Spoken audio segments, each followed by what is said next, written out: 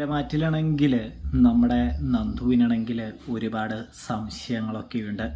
ഇവിടെയാണെങ്കിൽ അനിയാണെങ്കിൽ തന്ത്രപൂർവം നന്ദുവിൽ നിന്നും നവീൻ ഇഷ്ടമുള്ള കാര്യം മറച്ചു പിടിക്കുന്നുണ്ട്. സത്യം പറഞ്ഞാൽ അതൊരു തരം വിഡ്ഢിത്തരമാടുന്നുണ്ട് എന്ന് തോന്നുന്നു നമുക്കെല്ലാവർക്കും. അതായത് സത്യം പറഞ്ഞു കഴിഞ്ഞാൽ നന്ദു തന്നെ നവീനെ അകറ്റി നിർത്തിയേനെ. ഈ ടെൻഷനോ ഈ പ്രശ്നങ്ങളോ ഒന്നും തന്നെ ഉണ്ടാവുകയുമില്ല. ഇവരിതിങ്ങനെ വളച്ച് കെട്ടി നമ്മുടെ നവീനെ ഒരു വിഡ്ഢിയാക്കുന്ന ഒരു കാഴ്ച കാണാൻ സാധിക്കും. നവീനാണെങ്കിൽ നന്ദുവിനെ സ്വന്തമാക്കാൻ വേണ്ടി ഏത് അറ്റം വരെ പോകാനും